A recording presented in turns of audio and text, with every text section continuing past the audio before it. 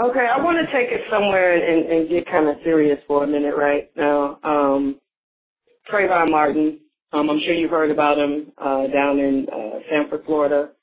The young black teenager that was shot and killed, basically for just wearing a hoodie. And the reason I'm even throwing a hoodie in there is because Geraldo Rivera came out and made a statement that him wearing a hoodie is what contributed to him being shot. And it just seems like that we have a situation where hip-hop, once again, is under attack. Not necessarily the music, but definitely the culture. You know, you look around, like the hoodie is like a staple in hip-hop. You know what I'm saying? Everybody has a hoodie. And, you know, you contrast that to images of Mark Zuckerberg, the dude who created Facebook. You know, he's known for wearing a hoodie all the time. You know, and it's just you look at you compare and you contrast those two, and it's like, I mean, how can we?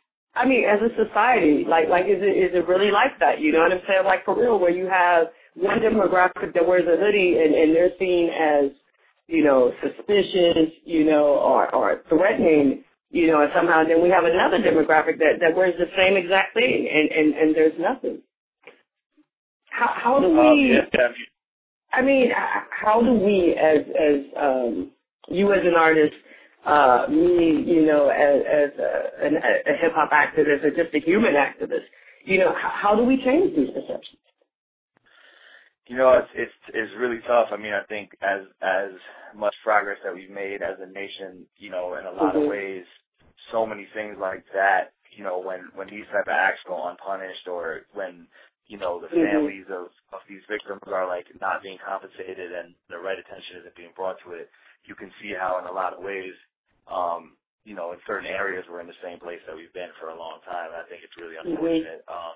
You know, I think the best thing to do is to kind of kill them with kindness. And, like, for me, I try to just represent myself and represent hip-hop culture and represent this music and this art form and the places that it comes from in the most honest way, and try to connect the like cultural and historical dots, you know, because everything comes from somewhere. And me, you know, like me wearing a hoodie, or Mark Zuckerberg wearing a hoodie, or this guy, even this guy who has, you know, his own perceptions of what that hoodie meant, and so he killed somebody over it.